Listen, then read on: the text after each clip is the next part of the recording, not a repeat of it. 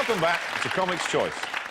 So your next category is Best Comedy Entertainment Programme. Yeah. And the first nomination, not surprisingly, Morecambe and Wise. Yeah, Morecambe and Wise was the show that we all grew up with, and Eric Morecambe was probably the funniest man on the telly.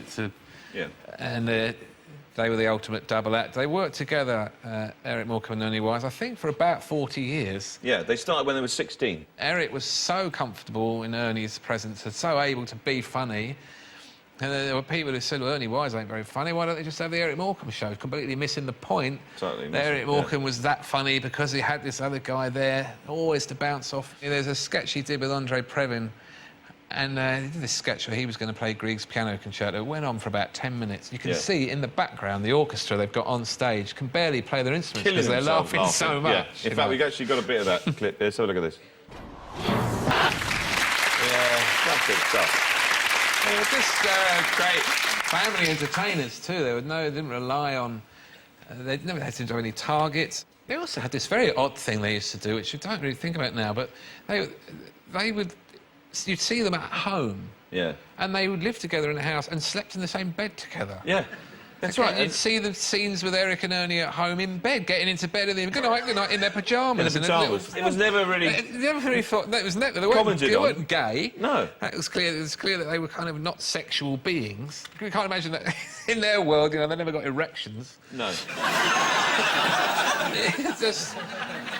They were like children's entertainers who could entertain the parents. I don't know, it's very hard to explain it. It's complicated and yet very simple at the same time. And they were great ones for catchphrases as well. They always, you know, Ernie would always say, the play, what I wrote, and, listen, sunshine, and all that.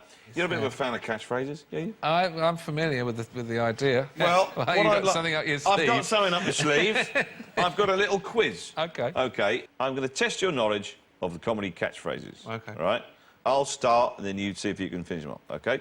It's nothing serious, just for fun.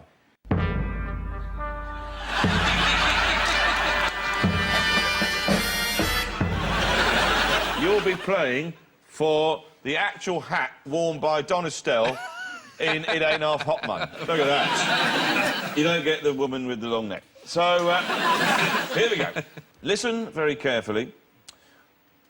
I will say this only once. I haven't started yet. No. OK, that's one. This time next year... We'll be millionaires. Very good. Fools and horses. Is it... Help me. Don't help him! Couldn't hear them anyway. Is it... Is it black? No, not is it black. Is it because I is black? Yes.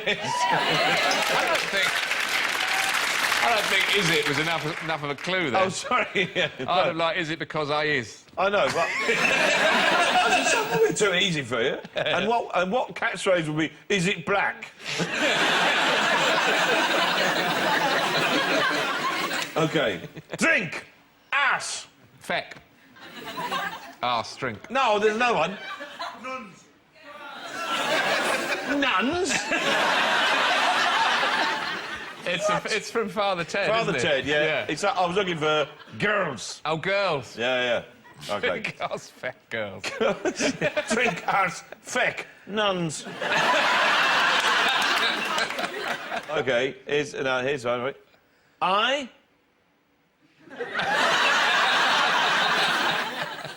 I, Claudius. No! Don't believe it. I don't believe it. I don't believe you. No, I was looking for, I have a cunning plan. Yeah. OK. Yeah. All right, next one. I don't believe it. No, I was looking for, didn't get where I am today. Oh, right. So,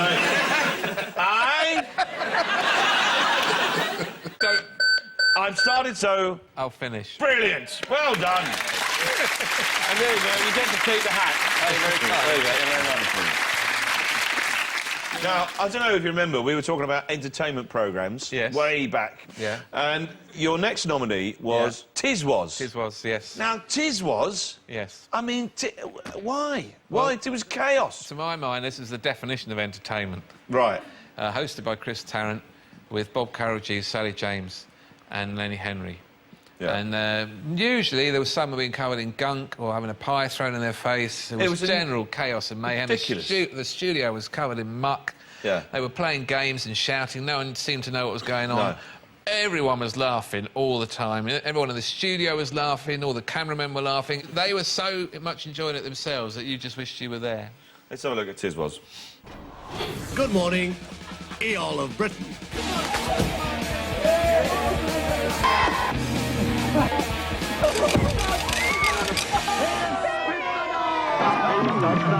He's doing knick-knacks all the time with a knick-knack, paddywhack, give the dog a pie, watch it sailing through the sky. It's just ridiculous. It was a ludicrous programme. And in that bit, that's Spit Bob Carriages and Spit the Dog. And in that bit, he put pies in about 20 blokes' faces. All had sort of 70s hair and tight T-shirts, and they were all covered in muck already, and couldn't have been happier. They absolutely loved it. And the fact they're doing knick-knack paddywhack slightly gives away that it was a kid's show, but it was a kid's show for the grown-ups saw it as a joy. Yeah, I've actually got something for you. I've got a Spit the Dog puppet here for you. Look at that. That's a piece of genius, that, isn't it? Spit the Dog, for those of you who don't remember, it just spat. He actually spat It at wasn't people. really like a ventriloquist. He didn't talk. He just went... That was all he did. Yeah. And that in itself, spitting. The thing is Spitting was vile. You weren't allowed to spit. You weren't allowed to spit at school, certainly not in the garden. Spitting was... Everything they did was naughty. It was silly. And also, just using a glove puppet, I actually did...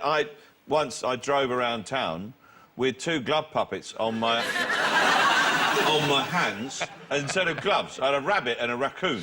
I was driving around like this. Brilliant. And you pull up at the lights, and then you just go, you know, like that.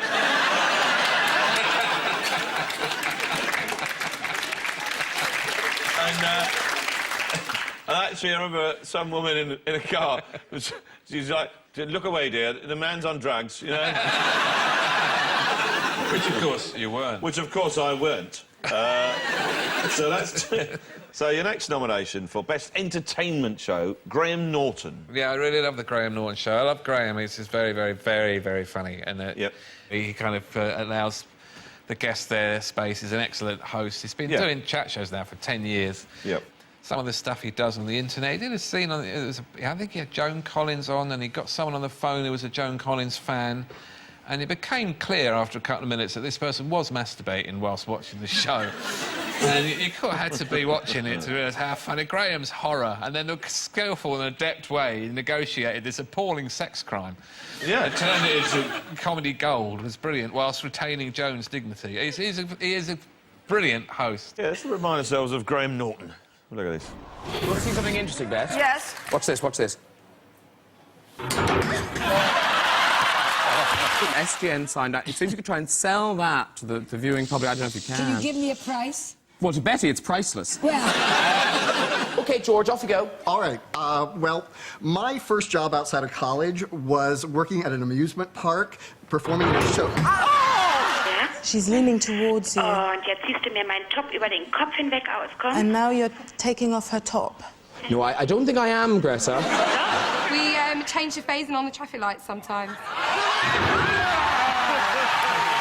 Yeah, no, see the woman there in the orange jumper? Oh, yeah. Hello. Yeah. She had a man with 10 inches and very... Wow. You must have a bucket. Step away from Rachel's vagina. Step away from Rachel's vagina. That's just nasty.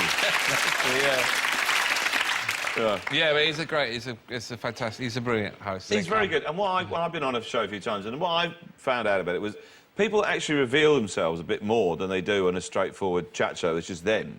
You know, because there's a few people, and he gets the audience involved. You know, he's got these characters, Betty, people shouting out. He almost kind of induces a sense of hysteria that people get kind of infected by this sort of quite silly everyone's hysteria. very relaxed as well. He's kind of the perfect host, really. Yeah. Right then, so who's your winner of your best entertainment? The winner, the best entertainment show of all time on television is the Morecambe and White Show. Morecambe and White. I'd now like to introduce you to the greatest star we've ever had on the show. The one and only Sir Lawrence... You can't come.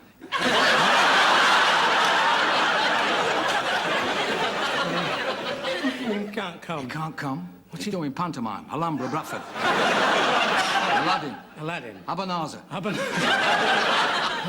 What am I going to do? Get off. I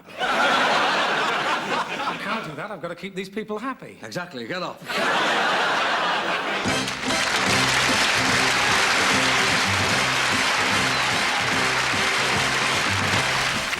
Morgan and Wise. A brilliant choice.